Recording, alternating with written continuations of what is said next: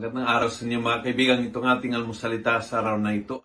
Ang ebanghelyo natin ngayon ay Mark 10:13-16. Sabi ng umpisa ng ebanghelyo ngayon, people were bringing their little children to him to have him touch them, and the disciples rebuked them for this.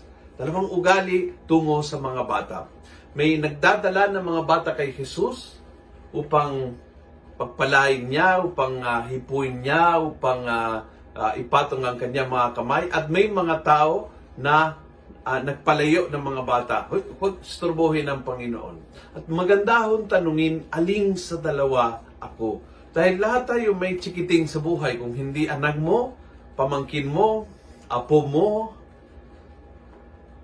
kapitbahay mo, tayo lahat ay may mga maliliit na bata around us.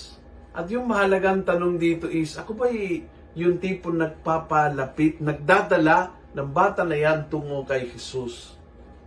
Yung tipong inupuan ko yung ebanghelyo after ng Sunday Mass at tinuturuan, ine-explain ko, binababa ko sa level niya para maintindihan. O di kaya tinuruan ko siya maghanda ng altar para sa kanyang Mass online dahil syempre hindi siya pwede magsimba ngayong pandemya live, but tinuturuan ko siya kung paano magdasal ng maayos mula sa tahanan, o binabasa ko yung Bible stories sa kanya, kinakausap tungkol sa mga values ng Ebanghelyo. Tinadala ko yung bata na yan kay Jesus.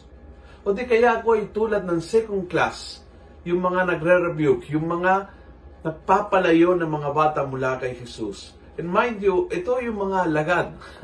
Hindi naman itong kalawan ni Jesus. Ito yung mga kakampi ni Jesus.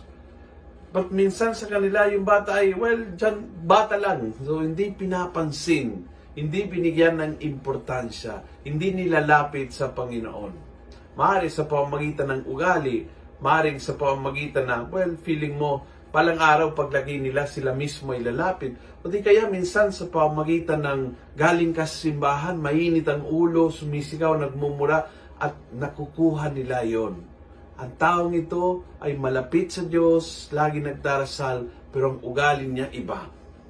Maganda hong suriin ang ating sarili ngayon tungo sa mga bata. Kung ba'y tumulong na sila'y lumapit sa Panginoon, o ako ba'y naging dahilan tuluyan na sila'y palayo sa Panginoon?